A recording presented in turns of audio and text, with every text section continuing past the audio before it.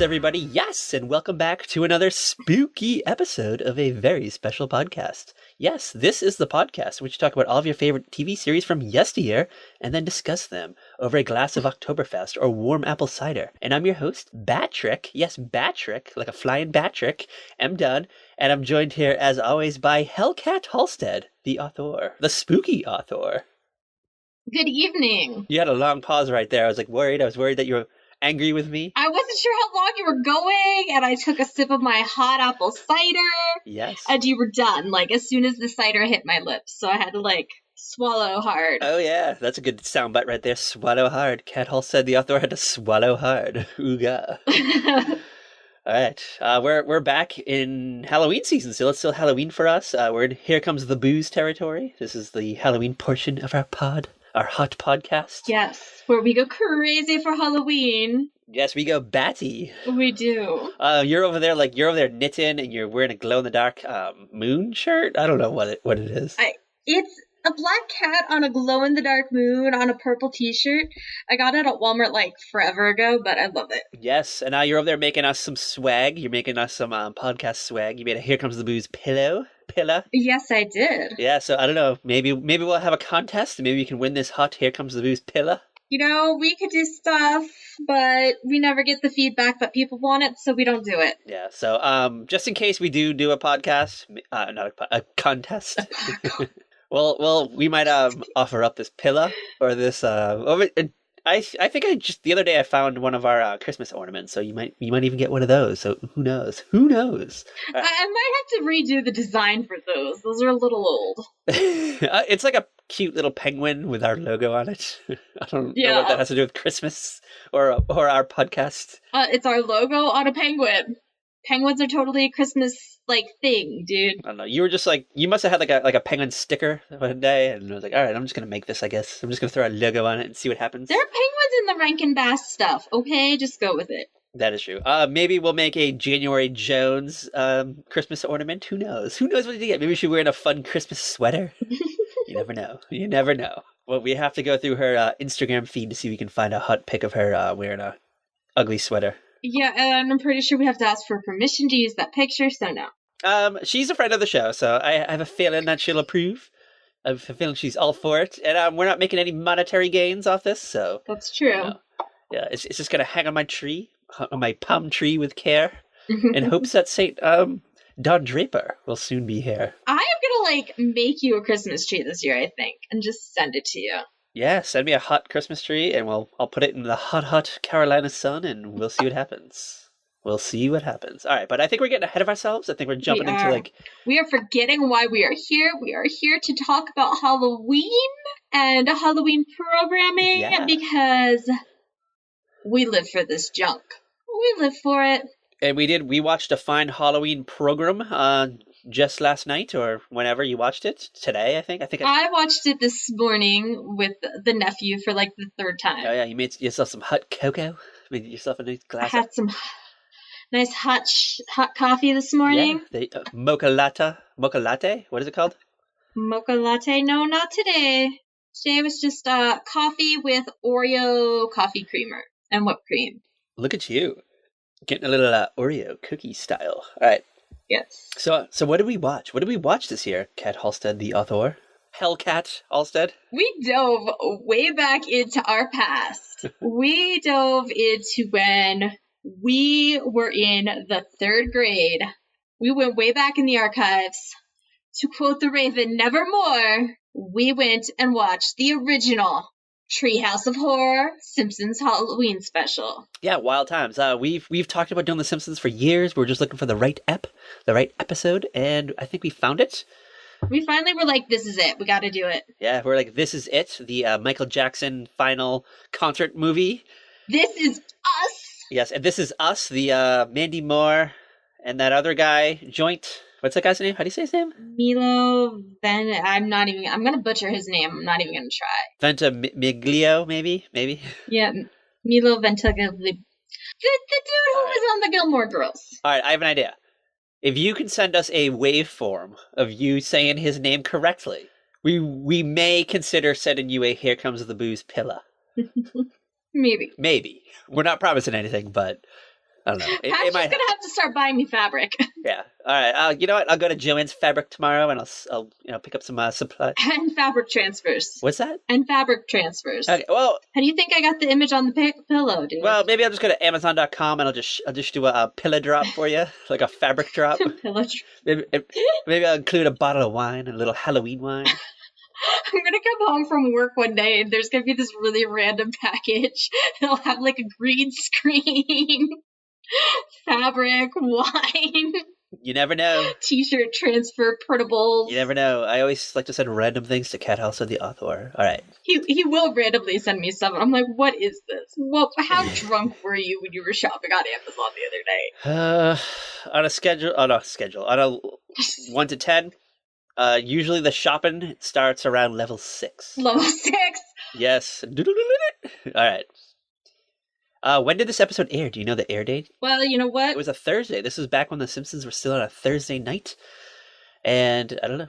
Wasn't there like a hot rivalry between those two shows? Between Bill and Bart. Bill and Bart had a lot of splaining to do. I don't know. It was Cosby was a little worried that a little animated family was gonna raid his turf, and they kind of did. He deserved it. Yeah.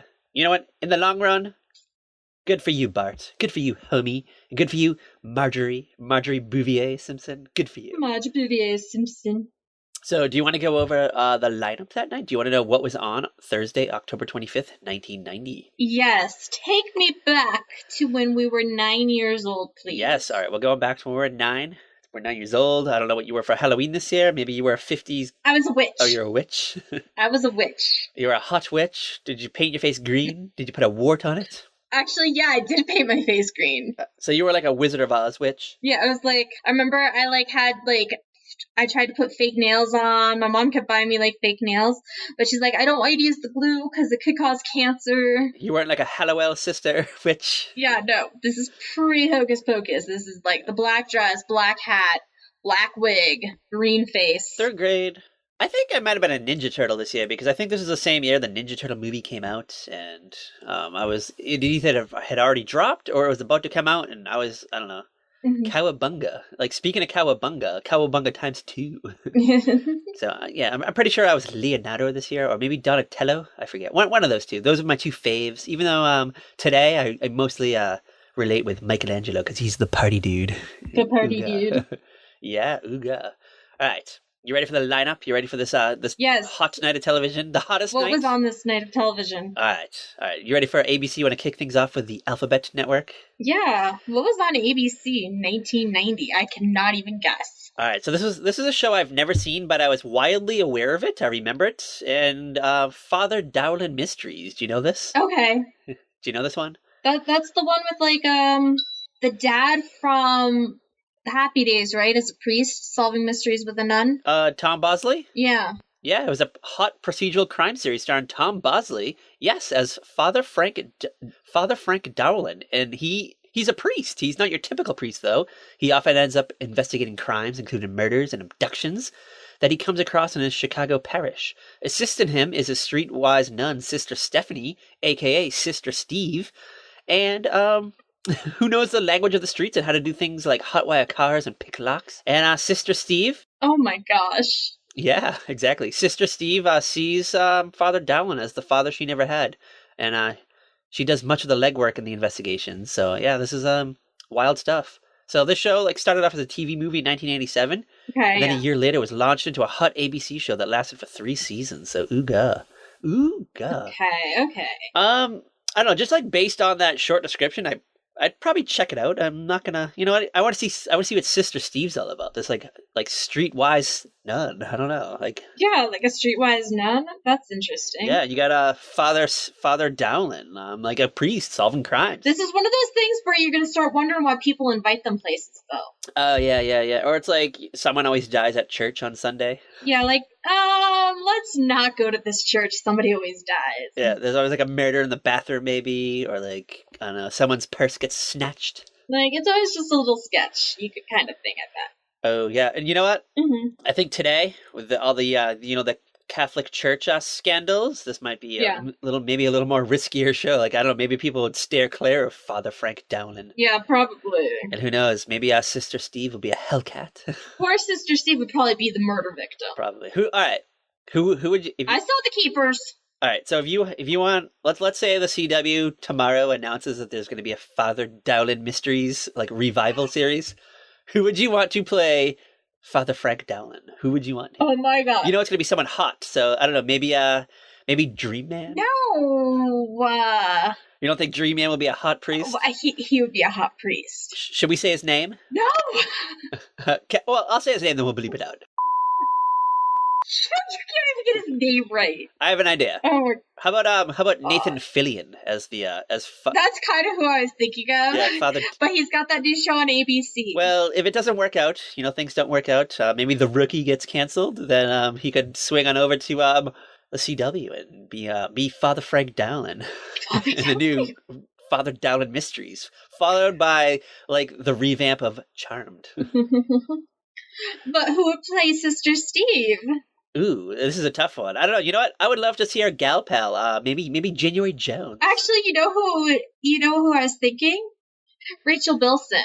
I can see that. Sorry, January. You've been recasted by Rachel Bilson, our gal pal, former Hotter Dixie, She was in an episode of How I Met Your Mother, right? Yes. Potential Ted's mom? No, Ted's wife. She was the mother's roommate.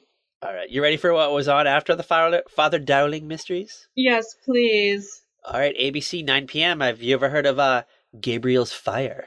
No. All right, this was a show that was ran on ABC during the 1990-1991 television season.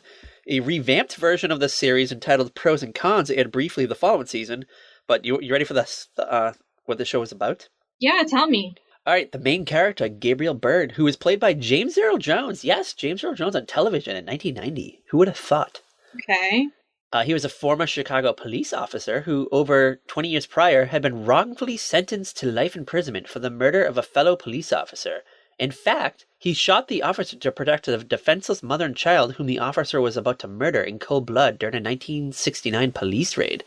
Unbeknownst to Gabriel Byrd, the raid had been merely a pretext for the police to attack the members of a militant black nationalist organization loosely based on the Black Panther Party. Okay. Ooga. Yeah, so it was on for like a year, then it got revamped. Maybe it was too dark. Maybe it was too dark for 1990. Who knows? You never know. I mean, the 90s, stuff that we think of as like dark today would not have even like made it on air. Yeah, well, I mean, we had some things like 1990 also brought us the Dark Shadows reboot and Twin Peaks, so it were things like we weren't quite ready for yet. But yes, they'd probably thrive today. Very, very true. Yeah, but I never knew that James Earl Jones was on a TV series briefly in the 1990s, so this excites me. I'm excited about this. Maybe someone can send us a hot VHS tape of it. You never know. I may just randomly actually find it on the YouTubes later. Yeah. Hot scoop, if you listen to a few episodes back, the Roseanne app, we talk about Herman's Head, and you found it. You found us like a bunch of episodes, so I don't know. I found like almost every episode. Yeah, so we might have to do a Herman's Head batch of eps. I was like legitimately shocked, and I watched it immediately. I watched the pilot, and I was like, this is totally what I remember. I haven't dipped into it yet, but I'm ready. I'm ready to go into that world, and I don't know. You ready? We have a few holes in our upcoming schedule, so maybe we'll have to insert it in there. So stay tuned, folks. Stay tuned. All right, you ready for ABC 10 p.m., the 10 slot? Yes. Primetime Live. Ooga. Remember this? Okay. Yeah, it's a news magazine series. I don't know. Hosted by Diane Sawyer. Yeah, competing with Dateline in 2020. Well, 2020 was ABC. 48 Hours, maybe? I don't know. Yeah, like whatever. Whatever was around. Whatever, yeah, like whatever the news magazines of the day were. Yeah, we probably got some fun stories. Maybe you got to like interview with Michael Jackson or something, or the Dilly quintuplets or whatever. Whenever they came about. The girl that fell in a well. Yeah. Those like shenanigans of the late 80s, early 90s. Diane Sawyer was on the prowl. She had her microphone, her cameraman, and I don't know, she was Gale weathering it up. Yes. Right. You ready for CBS, the Tiffany Network? You ready? You ready, girl? Yeah, well, it was on CBS. All right, 8 p.m., Top Cops. Do you know this? No, I don't. All right, so this is like, I'm guessing this is the response to Fox's Cops, because it's like a documentary program Okay. that basically just followed around cops, and it was mostly like dramatic recreations of the events that Hmm. they are talking about. So it's kind of like, I guess, I don't know, like Rescue 911-ish type, where you have someone talking about So, it. like a Rescue 911 Unsolved Mysteries Cops hybrid. Yes, but I don't know. It was on for 3 years, so I guess good enough to, I don't know. I bet you, like, our grandmothers probably liked it. Oh yeah, it was totally like the kind of thing our grandparents were watching. Oh yeah, they were totally into it. They had their smoke, their late night glass of wine and smoke, and they watched Top Cops on Thursday nights instead of watching the rest of the lineup. Okay, so what else was that on besides Top Cops? All right, I'm excited about this one because I totally watched this. I love this show. I love the character. He was revived recently by the CW. We're getting ready to spend an hour with The Flash. Ooga. Ooh. Yes, starring John Wesley Shipp as The Flash, Dawson's dad. Dawson Lee's dad! And he also plays the new Flash's dad on The New Flash. Ooga. Are you serious? Yeah, and actually he plays one version of, like, he plays an alternate reality Flash too. So, call back. Okay, that's actually pretty cool. Yeah, it's pretty cool. So, the Flash, Barry Allen, a forensic scientist working for the Central City Police, is struck by a lightning and doused in chemicals in his lab. He develops super speed and creates a superhero identity for himself to fight crime. He's also teamed by a research scientist, Dr. Tina McGee, who works from the Star Labs to help Barry fight crime and to understand how his powers are developing. So, ooga, yeah, this is a fun show. Mark Hamill, who does Luke Skywalker, he played like a villain on the show, is great. Okay. And he actually returns in the new Flash too as the same character, the prankster. Ooga. Wow. Mark Hamill's not afraid to like go back and enjoy the past. Yeah, he loves it. Except he hasn't shown up on General Hospital again. He might. Let's not write him out yet. When he gets done playing Luke, he'll come back as a Luke ghost, maybe. Maybe he'll come back as who did he play on GH? He played like Scott Baldwin's like adopted half brother or something like that. Well, Scotty's brother's still out there. Maybe Scotty and Lucy need to look him up for something. Maybe they need to I don't know. Maybe like there's a blood donation match or something. Who knows? So who knows? Yeah, let's keep Mark Hamill on speed dial. Who's the guy who runs General Hospital now? Frank Valentini. All right, Frank Valentini. Is that who it is?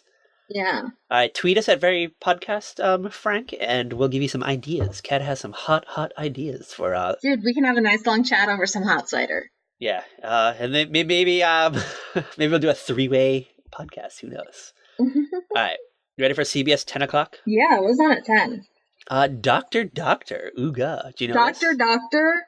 Yeah. Doctor, give me some news. A sign. Oh, I'm like, give me a sign, but news, that works. All right. This is about a doctor. He's a partner in the medical practice in Providence, Rhode Island, and it's a comedy. It's actually like a dramedy, I guess. It surrounds Dr. Stratford's zany antics, tempered by his commitment to his profession and his patients. Though at first serving as a straight man, his manic style of comic acting, the other characters gained more depth as the series progressed. So it's like he's the wacky guy. He's kind of like maybe like JD and Scrubs, and everyone else is super serious around him. And the plots focused on issues at the time, such as AIDS, breast cancer, and homophobia. Ooga, we got an episode about homophobia. Okay. Brave New World, Cat Hall said. A Brave New World in 1990. Yes. All right. You ready for Fox 8 p.m.? And do you want to do Fox or NBC? We can do NBC. It's up to you. It's up to you, girl. Because we should, unless you want to like throw something super amazing on NBC, you want to save for last. All right. Well, NBC, everyone's favorite problematic dad at 8 p.m. The Cosby Show. Tonight's episode, Get in the Story. This is when Rudy and Kenny have to follow one of their parents for a school project, but get disappointed when Claire's lawyer job turns out to be like boring. So they just pretend that she works for an Arnold Schwarzenegger-ish type character. I don't know. Do you know this one? I don't think I know this episode. I vaguely remember it. I mean, I haven't been watching The Cosby Show since we did an episode on The Cosby Show. Yeah, legit. Factual. But, I vaguely remember this. But you know what? I would love to revisit the Cosby one day. Maybe this would be a good one. Maybe it's like light on Cliff. Who knows? Maybe we have to find like a light Cliff episode. I think we already did the episode that has probably the least amount of Cliff in it. Yeah, I don't know. Maybe there's like another backdoor pilot-ish type episode. Who knows? Who knows? Maybe. Who knows? Cut House of the author. Who knows? All right, you ready for NBC 8:30? Yes. A Different World. Ooga. Ooh, I love me some A Different World. Yes, and this sounds like a Halloween-y type episode. It's Ooh. called Tales from an Exam Zone. Dwayne, Whitley, and Freddie find themselves in a different dimension. The Exam Zone. Ooh, sounds a little Halloween-y. Maybe next year? Maybe next year we'll put it on the list. We're going to have to check that one out. We're always looking to go back to, what's the name of the college they could do? Hillman. Hillman. We're always looking for an excuse to go back to Hillman, and this just might be it, girl. This just might be it. All right. You ready for NBC 9 o'clock? Yeah. All right. Do you have any wild guesses? You got to know this. It's NBC, 9 p.m., Thursday, pre-Seinfeld. We're in a pre-Seinfeld world. I want to go where everybody knows my name. Yes, Chairs. Tonight's episode is called Grease. Rebecca is concerned for Robin's welfare as he is on a work crew picking up garbage. Okay. Work unsuited to his previous white-collar billionaire lifestyle. Meanwhile, Norm campaigns to save his favorite eatery, the Hungry Heifer, which is slated to close. Ooga. Okay. Yeah, fun times. We're nearing the end of Cheers' run. We're still a few years away. Yeah, but it's getting close, you know. Yeah. The bar is gathering dust now. It's not as fun as it used to be. Ted Danson's eyeing the movies. He wants to, I don't know, maybe do a movie with Whoopi Goldberg. He wants to go hang out with Steve Guttenberg and Tom Selleck. Maybe do a movie with Macaulay Culkin, getting even with Dad. Oh my God, I forgot about that. That was when like Macaulay Culkin like had long blonde hair and he was like starting to enter puberty and it was like awkward. Yeah, those were extensions. Those were extensions? Yeah. What, girl? Yeah, those were extensions. I remember reading about how painful it was to have them like put in and stuff. Ooh, wild stuff. Wild time. All right. Do you remember like the weird chronology of Macaulay Culkin movie that came out? Because there was like a bunch that like sat on the shelf for a little while. So you had like Getting Even with Dad came out, but he looked like a lot older. But then like Richie Rich came out after that, but he looked younger because I think it was like filmed before. So it was just like. And there was that like, what was that weird one? The Page Master? Yes. Oh my God. What's really sad is I think I saw almost all of those in the theaters. Oh yeah, the Page Master was like half cartoon, half live action, and it was like Christopher Lloyd was in it too, right? Yeah, he was like a wizard or something. Yeah. Oh my God. I haven't thought about that movie probably since it came out. Me too. And then he did like a weird version of like the Nutcracker. Oh God, yeah. Yeah, he had some. Which I don't understand because he's not a dancer, but his parents were like, must make money off our kid. Yeah, post Home Alone 2. Many of his roles were questionable, except for The Good Son. Which is our favorite movie, like movie of the podcast. That's like our podcast movie. I'm still mad at you for making me watch It's great. that. How could you hate that movie, Cat House of the Outdoor? How could you hate it? You know why. All right. Well, I'm sorry. Maybe one day I will brainwash you in the lost, I don't know, room or whatever it was with all the TVs, the brainwashing room, and I'll make you watch it, and you'll like it. You'll enjoy it. And I'll also throw in season 2 of Jessica Jones. You know Jessica Jones. You ready for NBC? 9:30? Yeah. Well, what's on after NBC at 10? We're 9:30 now. We're going to 9:30. Oh, 9:30. We have one more sitcom before we get to the serious stuff. Night Court? No, Grand. No? Do you know the show? What is it? Grand. Yeah, I don't know this one. All right, so this was an American sitcom that aired on NBC from January 18th to December 27th, 1990. So, like a year, not almost a year. 2 seasons. 2 seasons. Kind of thing. Like, and not even like 2 full seasons. So, like, basically like 1 season. This was a wild show. This series featured an ensemble cast, including Pamela Reed, Bonnie Hunt, Michael McKean, John Randolph, Andrew Lauer, Joel Murray, and Sarah Rue. It was created by Michael Lesson, and it was a Carsey Werner show. And Grand was the story of 3 interconnected families. It was more of like a satire of soap operas than it was a traditional situational comedy. So it mocked the traditional conventions of soap operas. So it's like soap, basically, but like a 1990s version of it. I know what I'm Googling later. Actually, heck, I'm already going to pull it up on my phone if I can find it. Yeah, so maybe we'll have to bring up an episode of Grand to see how it goes. So basically the series followed 3 interrelated families. One was like a wealthy family, the other was impoverished, and the other was middle class.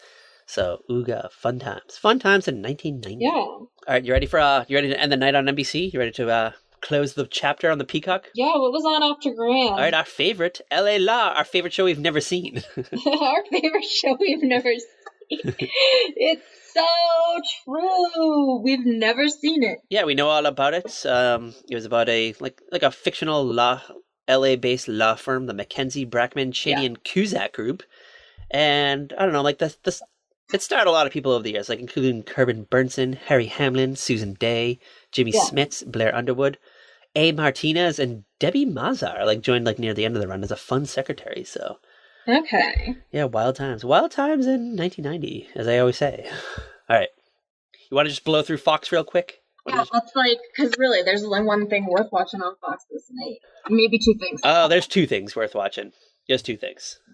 So we're gonna kick the night off with our favorite family, the Simpsons. We'll get there in a minute, girl. Yay! And then at 8:30, do you remember the show Babes? What is it called? Babes? Babe? No. Yes. Not based on just a title. All right. So this was a series that was executive produced by Dolly Parton. Okay.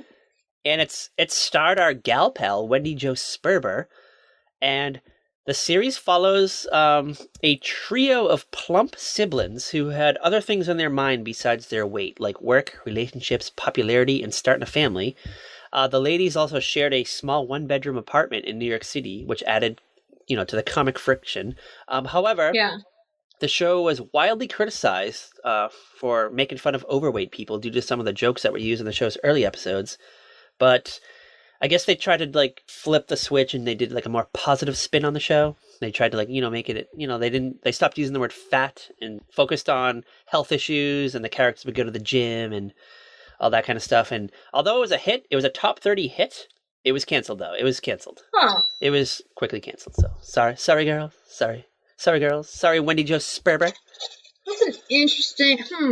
I do remember the show. I remember it always being on after The Simpsons, and I remember kind of watching it, but not really. I would probably have put on NBC by this point. Yeah, but I think it was sometimes I was watch The Simpsons and I would I don't know, color maybe or play with Legos. Yeah, you're just sitting there coloring or doing your homework, not really paying attention to the TV. I'm really excited about what we're gonna end the night with. Okay. Beverly Hills 90210. Ooga. Ooh, your favorite.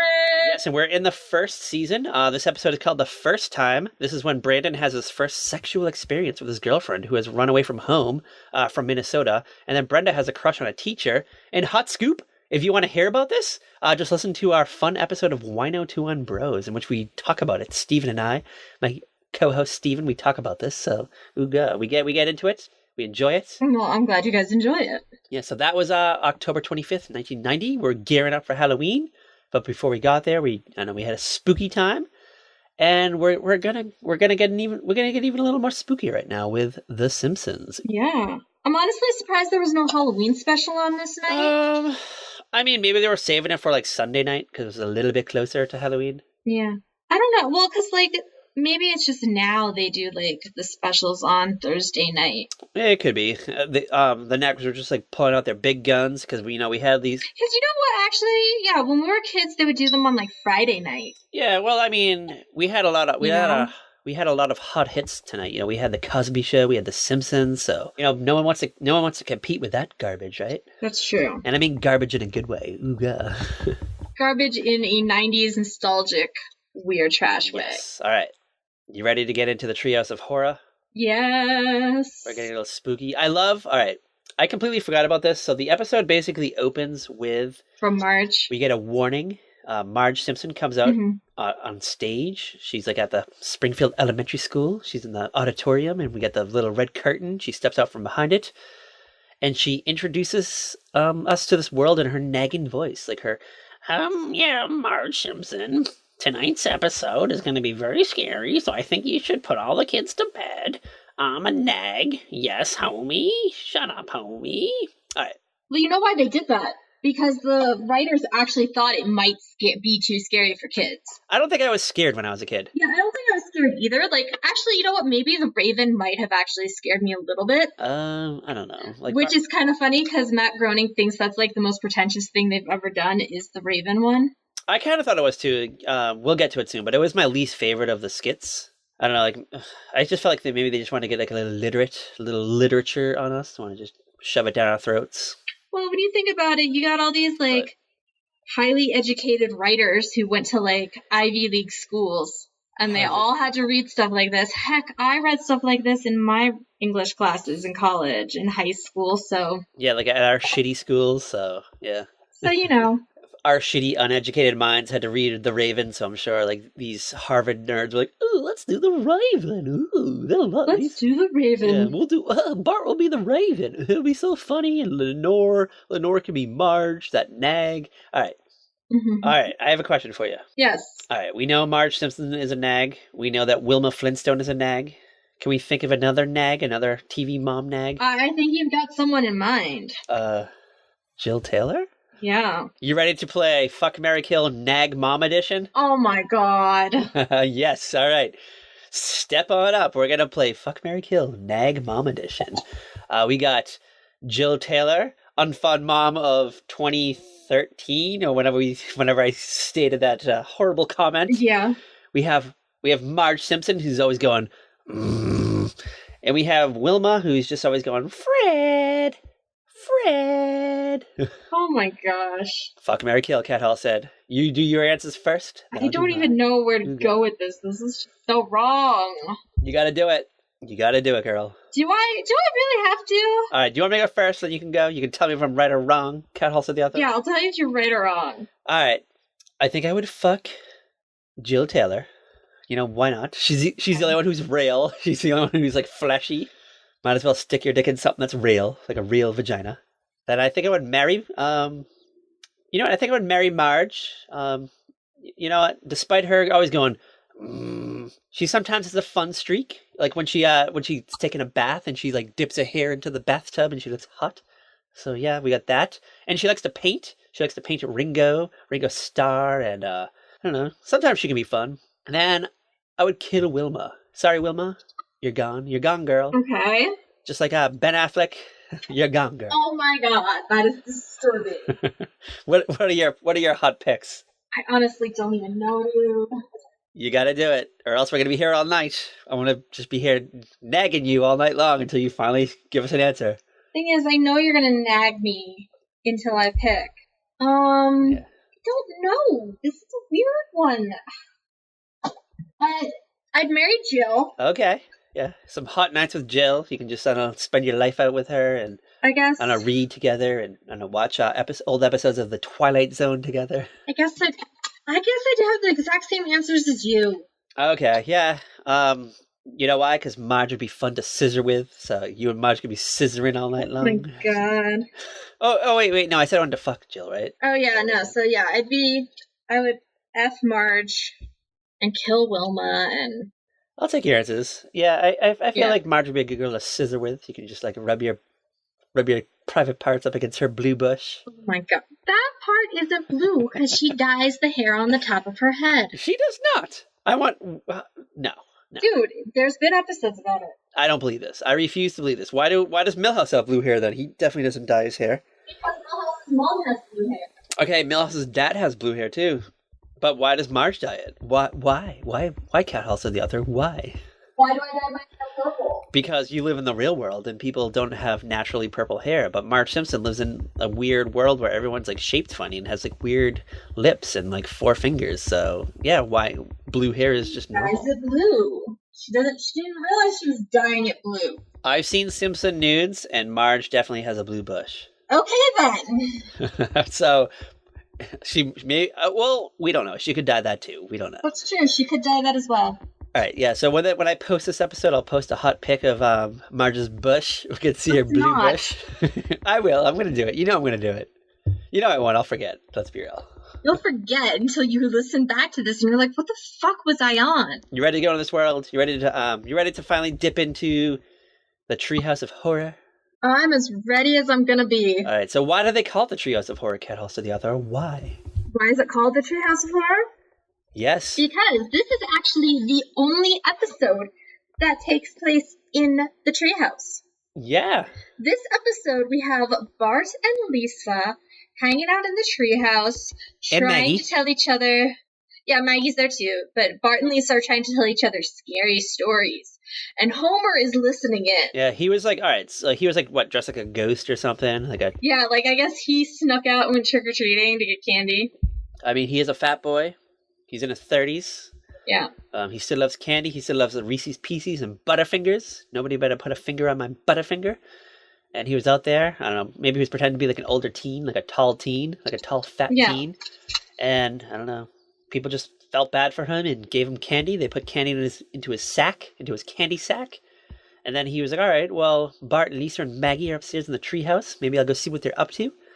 And he climbed up and he like was just like chilling outside, like on a little like tree limb, just listening in as the kids were telling scary stories. So who went first? I believe it was Lisa, right? Yes, I believe Lisa went first, and she told the story of the house. Lisa tells the story, and I guess we get this little cutscene of the Simpson characters as the characters in the story. And they moved off Evergreen Terrace, apparently. Moved elsewhere. I don't know where else, but it's not established. We don't know if it's in Springfield or not, but it's their first night in the house. It's like a Victorian era-ish looking house, Victorian style. Yeah, I think part of it is definitely supposed to be based on the Amityville horrors. Oh yeah, I didn't even pick up on that. I was thinking like Poltergeist. Because I noticed that today the house kind of has some of those details. Yeah, it's like the Amityville horror, Poltergeist, The Conjuring, even though The Conjuring like came out like 5 years ago. Yeah, kind of thing. But it's a true story that happened pre-1990, so it could maybe they were following this story. Maybe the writers in Harvard, they did a class on ghost lore, and they knew the tale. Or they probably sat through Amityville like a few times. Oh, they probably did, yeah. But hot scoop, the people that inspired the movie The Conjuring, they were also involved like in the real life Amityville horror house. And they said the Conjuring house was scarier than the Amityville horror house, so ooga. Have you seen The Conjuring? No, I haven't. Ooh, you should check. It's on Netflix. It's a fun, scary movie. Maybe you can watch it late tonight when you're all alone. Is that the one with Sarah Michelle Gellar? No, you're thinking of No. I wanted to say The Ring, but it wasn't The Ring. It was No, it's not The Ring. It's The Grudge. The Conjuring is like so it's about these like it's basically like if the X-Files was real or like Supernatural was real, and it's just this like husband-wife duo, and they just go around the country and I don't know, try to solve ghost tales and I don't know, do some exorcisms and stuff. The movie series is based on like their more scarier tales, and the Conjuring house is like the one that really like creeped them out. So I think you should check it out. Maybe watch it tonight when we're done recording, and I don't know, you'll send me a hot text at like 3 a.m. You go, what the fuck did you make me watch? Now I am not going to sleep tonight. This is why Kat takes Tylenol PM. No, if I'm gonna watch anything scary, I'll go over to my boyfriend's house and watch it there. Yeah, have some little cuddle time. Shout out to Big. How you doing? If you listen to this episode, send us a fun emoji. Maybe the ghost emoji, because we're in the Halloween spirit. So send us the ghost emoji if you listen to this. Big. Oh my god. Tell us about this Simpson tale that Lisa's telling, the haunted house. Immediately the house is creepy. This house does not want these people in it. It's trying to scare them away. It talks. Yeah, it talks, it makes stuff float. It's very unwelcoming. Yeah, there's like a part in the very beginning where like Bart's unpacking books, and he's like pulling the books out of the box and he's putting them like behind him, and then the books are like floating back into the box, and it's just like an endless sight gag. Marge is already like, nope, we're out. And Homer's like, no, we'll just spend one night. Yeah, that's all we want. This house is so much cheaper than what we were living in. I'm not doing this to just save a few dollars. I'm doing this to save like thousands of dollars. It's like, well, dude, there's a reason this house is so cheap. It's haunted. Yeah, well, maybe you can rent. Maybe you don't have to live in a house. Maybe you could just get like a condo, like a hut condo somewhere. Maybe the other side of Springfield or even Shelbyville. Who cares? Let's go to Shelbyville. Yeah. It might not be as cool as Springfield, but I don't know. There's the Shelbyville counterparts. Like there's the Shelbyville nerd that looks like Millhouse. Yeah, exactly. So. And there's a lemon tree there too. So if you want to make lemonade. That's because they stole the lemon tree. Oh, the lemon tree was in Springfield originally, right? Yes. I'm sorry. It's been a while since I've seen that hot ep. It's been a while since I've seen it too, and I still know that. I'm sorry. I've been drinking Oktoberfest. My memory is not as keen as it used to be. We've been doing this podcast for far too long. At least 125 times. Plus some extras. We have a few that like have never been released. We have like 3 that have never been released. I know, and I have the audio of at least 2 of the 3. Yeah. So I don't know. Maybe get a surprise coming up soon. Maybe one day he's just gonna randomly drop one of those. For our Patreon listeners, go to our Patreon page. We don't have a Patreon page. We might one day. So maybe I should someone's just set one up. We should just set one up, and I'll figure it out. I already did. It's already like it's there. It's just waiting for us to like actually get listeners. Well then. Anyways, so Homer goes into the basement and he finds out that there's an Indian burial ground under there. He calls the realtor. He's freaked out. He's like, "You didn't disclose this to me. You didn't disclose this to me." The dude's like, "I told you 5 times." Yeah, the only thing that like Homer was hearing was like, "Ooh, you'll save thousands of dollars." So he was just thinking of all the extra money he can spend at Moe's. Exactly. Hang out with Barney. Maybe go to the Bullodrome. Maybe meet Duffman. Yeah, maybe get some hot Christmas gifts for the fam. Besides, like I don't know, a free dog. Yeah. And a pork chop, like a pork chop toy. Yeah, exactly. So Marge gives in and is like, "Okay, we'll stay one night." And while everybody's asleep, the house convinces everybody to get up and grab a knife and try to kill everybody else. Except for Marge. No, even Marge. No, Marge got up, grabbed a knife, and like made a sandwich. Oh, yeah. That was like the joke, because they were all like creeping down the hallway, and like homie's like, "Marge, where are you?" She's like, "Over here." Sorry, I had a 5-year-old like on me watching this today. And so like when they're all about to stab each other, it cuts over to Marge in the kitchen, and she's just like buttering some bread. Oh yeah. And then she comes out, and she's like, "I got 3 snacks for everybody." And she's like, "Oh my god, I'm such a nag. What are you guys doing, trying to kill each other?" And then she goes all like PMS-y on the house. She's like, "I'm Marge Simpson. I don't appreciate you trying to tell us what to do. I don't want to live here anymore. You need to, like, we're here, we're staying forever. My husband's an oaf, an oaf, an oaf. Is that the right word? What Yes. Yeah, sorry, an oaf, a stupid fool. And is my Marge Simpson voice good or is it bad? That's really bad. It's really bad. Okay. I'm sorry. All right. But I'm sure your fan will love it. Yeah. If you love my Marge Simpson voice, send me the haircut emoji. You know, the girl getting a haircut. Send that one. Send me that emoji. So Marge yells at the house. The house is like, "Ooh, I'm sorry, Marjorie Bouvier Simpson. I didn't mean to offend you. I'm just a house possessed by, I don't know, like 7 souls that are buried in the basement. We were here first, and I don't know, the previous family we had to kill because I don't know, I hated them. They were awful people, and I don't know, you guys seem like nice people, but I didn't know. First impression sucked. I'm sorry. That Bartholomew J. Simpson seemed like a jerk. Homer, I don't know. You could do better, Marge. You could do better. You could do far better. Where's that guy, Jacques, like the one she almost had an affair with from season 1? Oh, yeah, you could have had an affair with Jacques, maybe. The bowler. Maybe he would have taken you bowling. He would have taken you to, like, I don't know, someplace classier than Moe's. or even Mo. Midge, hey Midge, over here. Hey, Midge! Always striving for Marge's attention. So Marge has options. Yes, she did. Marge definitely has some Springfield Artie? options. Or Arnie? Oh yeah, Artie Ziff. Yeah. Artie Ziff.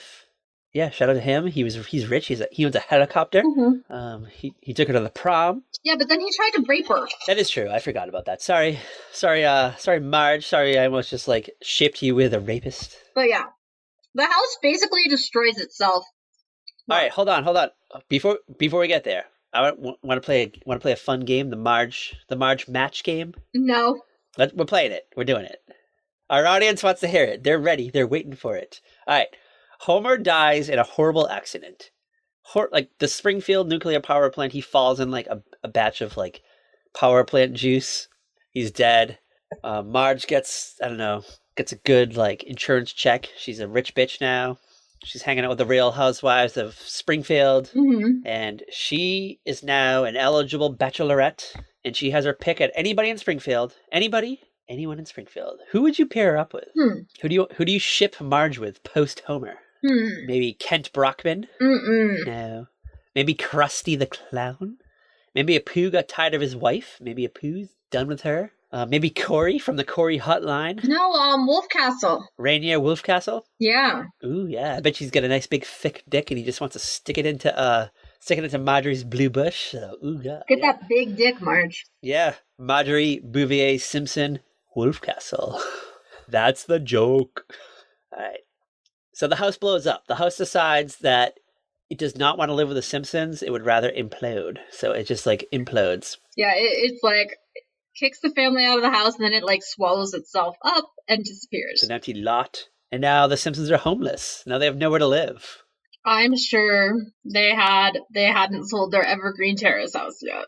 Well, the only thing I was thinking of, like, you know how like in the last like 2 years they've been doing like sequel episodes to like classic episodes? Mm-hmm. I would love to see a sequel to this like fantasy sequence and see like how they like where they lived like post the house imploded, because like I don't know, maybe someone moved into Evergreen Terrace, maybe like George Bush and Barbara Bush moved in. maybe in this alt reality, maybe they didn't become president, maybe they lost to Michael Dukakis. Oh my god. I don't know, they had to live somewhere and they just decided to get away. They were embarrassed by this like shameful loss, and they chose Springfield, USA, and Oh my. they chose Evergreen Terrace. As we'll find out like 6 years later, they actually do move to Evergreen Terrace. That's true. And Gerald Ford moves there too. Yeah. So ooga, who knows? Maybe Donald Trump will move there too. Maybe it's where all old presidents go to Retire at Springfield. spend their last days. Conspiracy corner. Conspiracy corner. I'm gonna take a hot, quick pee break, and then when I return, we'll do another. Okay. We'll do another Simpson fantasy sequence. So in the interim, should we play the Price is Right song, or should we play the Jeopardy song? What do you want to hear today? What are you up to? Wheel of Fortune? Is there a Wheel of Fortune song? I don't know. Or maybe I'll just play a clip of Vanna White talking. I was gonna say maybe we should just play the theme song to Grand. Ooh, yeah. Did you find it? I have it right here, actually. All right, we'll play the theme song to Grand, the short-lived 1990 series. Ooga. Yeah, okay. Let's see what happens when I press play here. Patrick can always cut this out and actually insert it. Just like Rainier Wolfcastle will insert his large penis into Marge's blue bush. My god.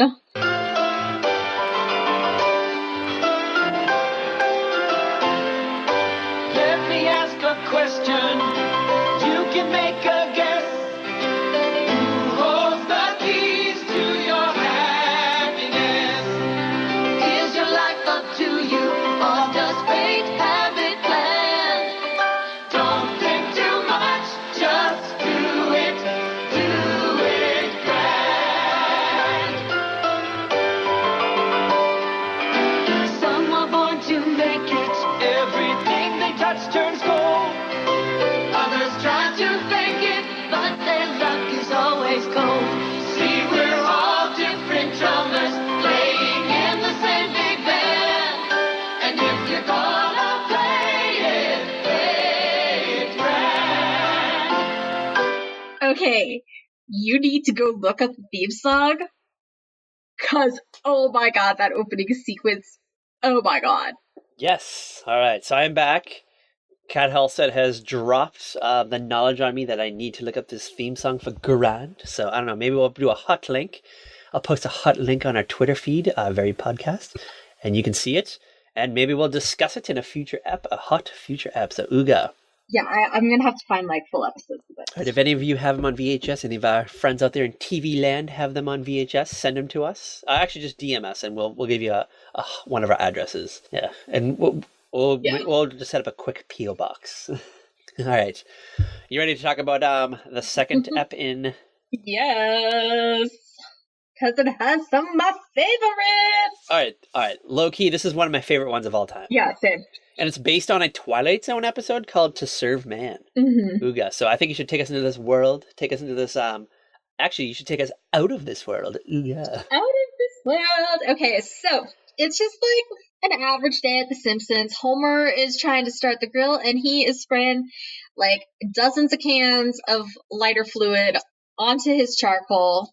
Which, you know what? I don't blame him. I always have trouble with lighter fluid whenever I'm trying to light a charcoal grill. So Yeah, you know what? I've been there. I always feel like I'm just like pouring like the whole damn thing on there. I know, like a part of me was like, oh, you know what? I kind of just want to send him a charbroil gas grill, or maybe a Weber grill. Yeah. Just send him a gas grill, some propane, and propane accessories. Where are you, Hank Hill? Where are you? Yes, Hank Hill, save Homer! Save Homer!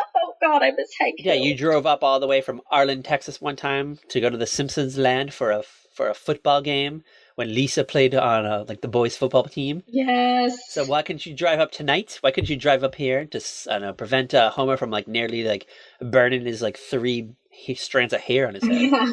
We had to save those. We have to save those, girl. Come on, Hank. What in the hell? And the kids are just like fooling around in the yard. Lisa's like laying on the grass, chewing a blade of grass. And Marge is bringing out the burgers or whatever. And hot scoop, we're like pre-vegan Lisa too. Like she was like ready to fucking. She was ready to eat like a hot dog and maybe some hamburgers. She was ready to chow down on that protein. Yeah, so yeah, we'll have to show this to her. We'll have to show this to adult Lisa when she's like, "I've always been a vegan," and I'm like, "No, bitch, no. You're about to go to fucking pound town on a fucking dead cow right here. Here's the proof." Like, it comes up later. There's like a moment later where I'm like, haha, Lisa's not a vegetarian yet. So all of a sudden, like, the sky gets dark and something's just not right. Something's blocking out the sun. And hovering above the Simpsons house is a UFO. Where are you, Mulder and Scully? Why are you not stopping the UFO from invading? I think we're a few seasons away from their visit. That is true. But you know what? You know, Mulder was he was reading about this. He read about sightings over Springfield, and he was putting them down in his little dossier in his little corkboard. He had the strings already attached, ready. The strings of yarn ready to connect all these dots. And he said, "You know what? I think we need to visit Springfield. Yes. It seems like every year around Halloween time we get a sighting. So we need to go, girl. We need to go, Scully. Let's go. Let's go. Let me put on my red Speedo and we'll head off to Springfield, USA." So all of a sudden, like, this orange light comes down and starts beaming everybody up. And Homer's the last one. And it takes like 2 beams. Yeah. Homer's like just shy over the beam weight limit. I don't know, it never seemed to be a problem for the people on Unsolved Mysteries. I know, let's be real. They're not like skinny minis either. Yeah. At least the ones I've seen. I don't know. Yeah, like... Well, I don't know. Maybe Kodos and Kang, maybe they have like less inferior technology. Maybe their beams are. I mean, out of all the humans on Earth, they picked the Simpsons. I know. I would have gone to. I probably would have like picked up the Flanders, maybe. They wouldn't have caught on to what was up. Well, maybe it was a Sunday. Maybe the Flanders were at church. Maybe, or they were just inside praying all day. Yeah, or they were watching David and Goliath. Yeah. I don't know, the Bible Network, whatever, TBN. I don't even know what channel would even air that. 700 Club. I've never even seen David and Goliath or Davey and Goliath. What? You never seen it? Never. I used to watch it all the time, and then like when I was a little bit older, I found out it was like religious, and then I just felt so dirty. I was like, "Oh, I've been lied to all these years." No, poor Patrick. Cause I used to love it. Like I loved it like the way I loved Gumby. I was like, "Ooh, I like this. This is fun. I love claymation." Yeah. And then I don't know. I sought it out like in my early 20s, and I was like, "This is religious." Like they were just shoving shit down my fucking throat, and I just fucking ate it up. I just ate it up like it was space pork. So yeah, the Simpsons get abducted by these aliens. Kodos and Kang, and there's like even like other Kodos and Kang like monsters that are never seen again. Yeah, there's like 2 more that we see in this episode. They had names, but I didn't write them down. One had a name, one was not. Ronald or something. Ramald or something was like the other one's name. Ronaldo. We'll just call him Ronaldo. I like Ronaldo. He was a chef, right? Yeah, he was the chef. And there's like one other who's like drooling over the Simpsons. Like, I want to eat you guys right now because you are like the chocolatiest thing, and I'm PMSing kind of drool. So they take the Simpsons into outer space. They're gonna go to their home planet, and there's gonna be a big feast. But on the way, they just keep feeding the Simpsons, and they're just like, "Here you go. Like, here's all like unlimited food, unlimited supply. We got all of Earth's resources right here at our fingertips. Well, they don't really have their tentacle tips. Tentacle tips, yeah.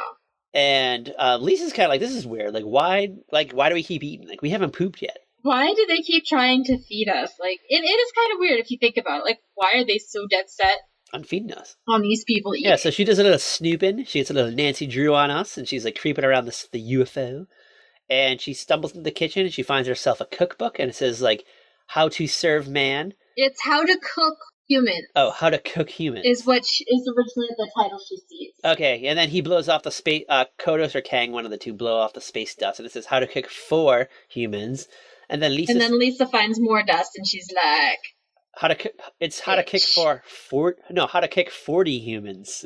Yeah. I don't know. They keep blowing off space dust, and like lo and behold, it turns out like I don't know. I guess there was like they weren't really trying to kill them. I guess that's what I gathered. They were going to take them to some to paradise, like Paradise Planet. Yeah. It was like a hot, sexy planet in outer space. I don't know. Maybe there's like naked alien women serving you food.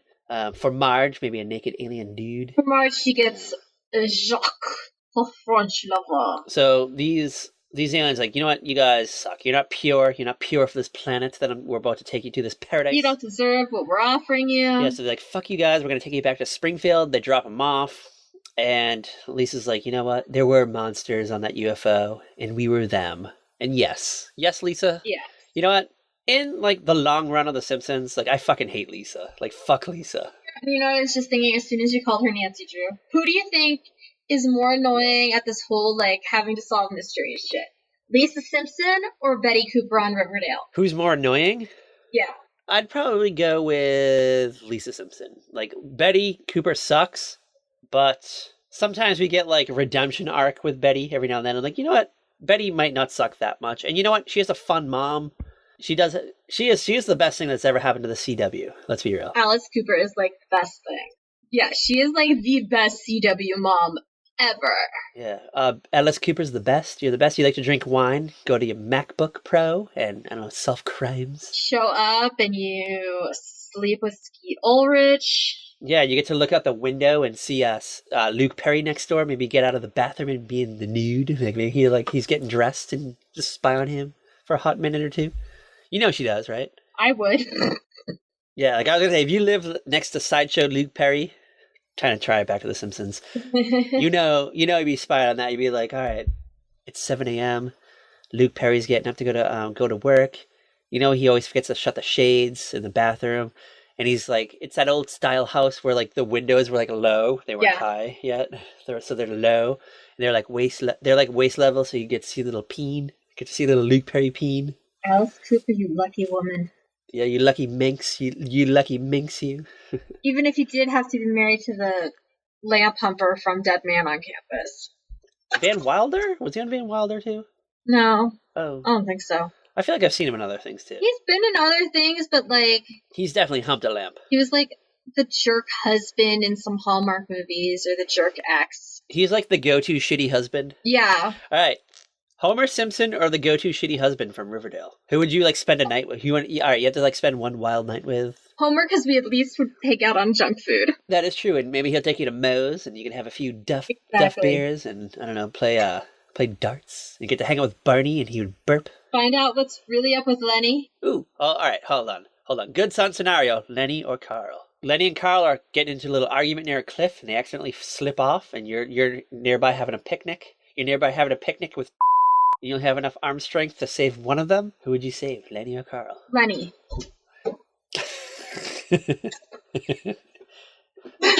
All right, hot scoop.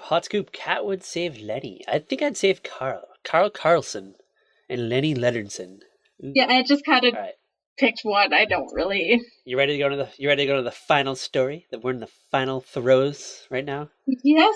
All right. Introduce us to this world. We already kind of teased it in a way. In a way, we said it was our least fave of the bunch. It's your least fave. You like it? You actually enjoyed it? I like this one. This one is Edgar Allan Poe's The Raven. Ooh, yeah. In the style of The Simpsons. Edgar Allan Poe even has a writing credit for this episode because they used his story. Yeah, they used like his actual words. Like they just read his words aloud, and they just threw in Homer and Bart voices every now and then. So I don't know, I'm sure you're familiar with the story of the Raven. You have Homer, who's his long lost dead wife, Lenore, who is really Marge. Yeah.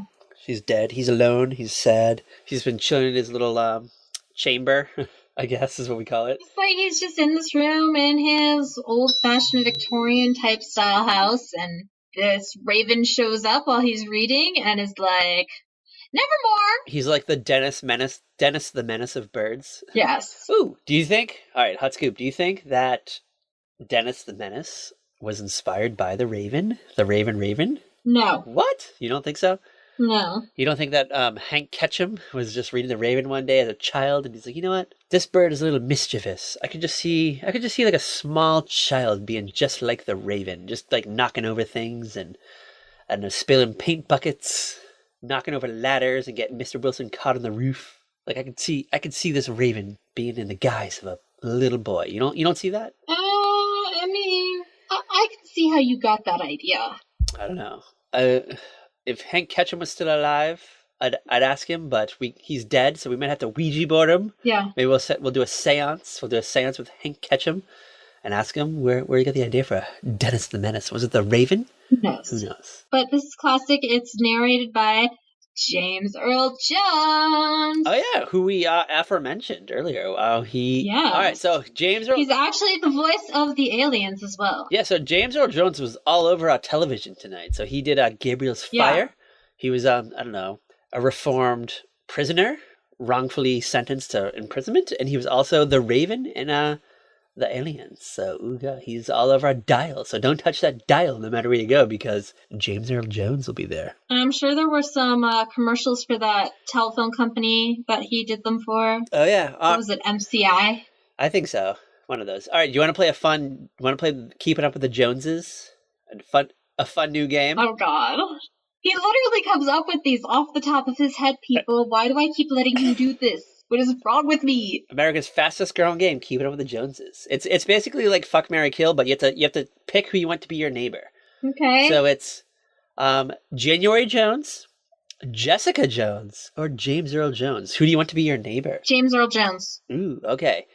Who do you want to have an affair with? James Earl Jones, Jessica Jones, or... January Jones. Okay, who do you want to be your milkman? James Earl Jones, January Jones, or Jessica Jones? James Earl Jones. Ooh, okay. All right, we got one more. Who do you want to be your babysitter? James Earl Jones, January Jones, or Jessica Jones? James Earl Jones. Ooh, all right. So James Earl Jones, you want to be in charge of your kids. You don't trust January. You don't trust her. Mhm. She's got a little like Gumby No. fingers sometimes. Sometimes she crashes her car a lot and cuts off her lock of hair to give to boys. So that might be a wise choice. Kat Halstead. But I don't know. James Earl Jones was also Darth Vader, so. I mean, that's kind of why I picked him for the baby. Okay, because your nephew loves Darth Vader. Yeah. Ooh, hot scoop. Like, come on. Hot scoop. Okay. I noticed you didn't pick Jessica Jones for anything. Why is that, Kat Halstead, the author? Because I know nothing about Jessica Jones except that you're like in love with her. Yes, but you will know all about her come New Year's Eve when we do the Jessica Jones marathon, followed by... It's not happening. It's happening, girl. It's happening. Coast to coast. Come on. If we're going to do something for New Year's Eve, we're going on a cruise. All right, fine. We'll go into the Caribbean. We'll go on a nice little Caribbean cruise, and we'll watch Jessica Jones at the stroke of midnight with our frozen Mai Tais or whatever frozen drinks they have. Yeah. Before we land at Grand Cayman Islands, we'll watch a few eps of Jessica Jones. Do you have anything else about the Raven? The Raven sketch? I will say that The Simpsons actually kind of inspired my younger brother to memorize this poem. Ooh. So he was like a first grader scoop. when he memorized it. And it like weirded his teachers out. They're like, why is he reading this? Because he wanted to. Isn't your brother like a goth kid too? Yeah, he totally. Actually, he's a juggalo. What? You never... Hold on. Is he still a juggalo? Yes. But get this. Okay. Legit. ICP is coming to Colorado Springs. Like, one of my friends is opening for them at this concert. All right. And I texted my brother the details, and he did not text me back. When is ICP coming to Colorado Springs? Because... Like the 27th. Of October? Yeah. I wish I wasn't working, because I would totally be on the first plane out there to see ICP live in concert. I'm not a juggalo myself, but I do appreciate juggalo culture. I'm all for gathering of them. I love a good gathering of the juggalos. And did I tell you the time I accidentally went to a gathering of the juggalos? Wait, what? All right, early 2000s. So I used to be in love with like collecting toys. Like I was obsessed with collecting Star Wars action figures and Simpsons action figures to keep it timely. So one year at the in the Boston Seaport District, they had like a little toy festival at a hotel it was on like the 5th floor of the hotel in like the conference room, and the floor below Mhm. The floor below, guess who was having a gathering? Oh, The Juggalos, because ICP was in town for a concert, so there was like a special like floor for the Juggalos, and I'm just like walking around. I'm like, wow, there's a lot of Juggalos here tonight. Like, what's going on? like who knew they were collecting Star Wars figures? I know. It's like, is there like a Juggalos action figure that I don't know about? But no, there was a gathering of them. They were down on the floor below, just waiting for ICP to come into town. I forget who opened, but I don't know. So then, a few years, like maybe like 2, 3, 4 years after that, I went to a goth party. Like as a joke, it was a goth party, and I was invited last minute, and I couldn't find like a goth costume, so I went to like the t-shirt store at the mall, and there just happened to be an ICP Insane Clown Posse t-shirt, so I bought it, Yeah. and that was my costume to the goth party.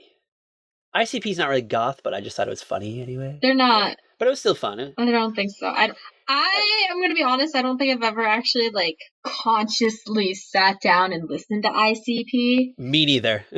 I know nothing about them. I just know that they wear clown makeup and love murder.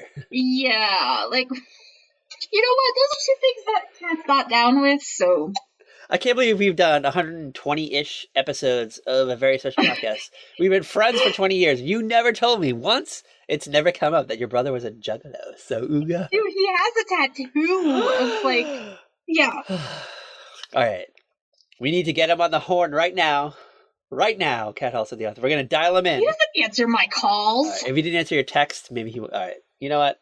If he didn't answer my text that ICP was coming to Colorado Springs, then Well, Juggalo brother, if you are just happen to listen to this episode, send Cat Halstead, your sister, a text of a clown face. Oh my god, I would freak out if he actually sent me a text of a clown face emoji.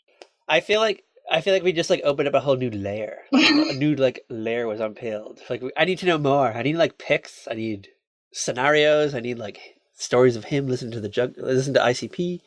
I need to hear about other like Juggalo gatherings. But yeah, like they're like his favorite group. I don't know. It's weird to me, but then like seriously, like legit, one of my coworker, actually like a couple of my coworkers are in this like rap group together, and they're opening for ICP at this place. Whoa! All right, what? And it's so funny because my like boss's husband is the one in charge of this venue. Wait, is this the rapper that you sent me YouTube videos of previously? No, it's not that rapper. It's a different rapper. So you work with two rappers? Well, the one I sent you the video of, he doesn't work there anymore. I mean, but technically you work. He quit like right after I got like promoted. Well, at one point in time though, you did work with two rappers though, right? Yeah. Ooga. This is all right. Cat Halstead, the author, lives a wild life. She works with two rappers. She's a juggalo for a brother. She writes books. I don't know what else do you do? What else? I hang out with Axton. You hang out with your nephew who I hang out with my boyfriend. I have to call my work bestie if something happens to my car because I don't know what to do. She's gone to Taylor Swift concerts, like wild times. Yeah. Wild times. Wild times in Cat Halstead's life. Yeah, you're the one who had like so many friends at that concert though. That's what kills me. All right, hot scoop. I knew two people. Wait, other than you, I knew two people who are at the same concert as you. It was so weird. Which is wild. like both our Facebook timelines were just filled with Taylor Swift concert pictures. Yes, and we're still trying to figure it out. We're still trying to pick up those pieces and like figure out like how people that I know are in Colorado or Denver. I'm sorry, Denver. Yeah, they were in Denver at the same concert as Cat Halstead, the author. Cat Halstead, the concert goer. Yeah, that's probably gonna be the last concert I go to for a while. Any last minute hot takes on the Simpsons Treehouse of Horror? Like, what is your favorite Treehouse of Horror episode? Do you have like a specific like skit from it that you always loved? I think actually my all-time favorite is the Evil Twin. Oh yeah, with Hugo, the evil twin. Yes, that was a fun one. I like the one where Flanders is the devil. Yeah. I also like the one where with the zombies. I mean, there's so many. Like the 29th one is gonna air this year. Yes. So how crazy 29th? Is that? Yeah. Okay, I just want to put this into perspective. There are people that I work with who were not alive when these episodes started. Yeah. We were like, yeah, so The Simpsons has been on for like a majority of our lives. The majority of our lives. Yeah. I don't watch it all the time, but I do dip in every now and then. I dip into this world. I like to see what's up. I'm like, why is Lena Dunham on an episode of The Simpsons? Like, I have to know why. Why is she hitting on Homer? So I do dip into this world every now and then. Like, why are they going back to Camp Krusty? Yeah. Why are the Pin Pals getting back together again? Like, I have to know. Like, so I haven't completely read off The Simpsons yet, but if it does end, I will cry. I will just sit in my room and cry. Yeah. Be like losing an old friend, an old chum, an old pal you haven't seen in a long time. Be like save the Max. We have to save Springfield. Ooga. Save the Max. What are we doing next week? Kettle said, because this one's confusing to me. I don't understand it. Okay. Next week we are diving into the world of a web series. Yes, we're doing our first web series. Yes, we are going to watch the entire series because it's about as long as a movie. It's not too bad. And it is, hold on, I gotta look up the exact title because it's a really long, ridiculous title, but it's amazing. And I've never seen it, and I didn't know what you were talking about when you recommended this, but I was like, sure, girl. Sure, I'll go with it. I love when I do that too. I love that. Okay. It is Edgar Allan Poe's Murder Mystery Dinner Party. Yes, so give us a brief descript of what this is about. Ooga. Okay. In this series, Edgar Allan Poe and Lenore invite a bunch of authors from his contemporaries to a dinner party. Famous authors will be there. Ooh. Will Kat Halstead, the author, be there? No, Kat Halstead, the author, will not be there, but she will be watching this because she loves it. All right. Well, she wasn't invited, but maybe 100 years from now when they do a reboot, maybe you'll be an accomplished author by then, and you'll be there solving the murder mystery. Who knows? Yeah, so it's a great, fun little thing, and I cannot wait for your take on it. I can't wait to watch it. You can watch it on YouTube, right? It's on YouTube. Yes, it's a YouTube series. It's by Shipwrecked. What's that mean? I don't know what that means. That's the production comedy group that does it. Okay, so is it like improv? Is it like improv thing? Or... It's not an improv group. It's like a group of actors and writers who produce it. Okay, so who produce different series. All right, so like we get a lot of like fun wigs and costumes and stuff and sets. Yes, there's costumes and wigs and awesome. We get fun accents maybe. And I know Heather has seen this, so I'm expecting some tweets, girl. Heather, our longtime fan, Heather, as soon as you hear this, send Kat a tweet of. Is there a book emoji? Yeah, there's book emoji. All right, send Kat a text of the book emoji so we know exactly when it happens. Yes. And Kat Hall said, when you get the text of the book emoji, screenshot it and send it to me, and then I'll write haha, and that'll be it. I'll just quote the tweet. Yeah. All right. And where can you follow us, Kat Hall said, the author? Where can you follow our wacky adventures? You can follow our wacky adventures on Twitter at VeryPodcast. You can find us on Tumblr, Facebook, and Instagram at A Very Special Podcast. Yeah. Do not accept invitations. Do not. You can find us online at averyspecialpodcast.com or at saltyrockmedia.com, and you can just search us on YouTube because I have no idea how to make a YouTube URL. Yes, and as always, Kat Hall said, the author, as always, bye! Watch the skies for UFOs with outdated technology that cannot pick up a heavy man.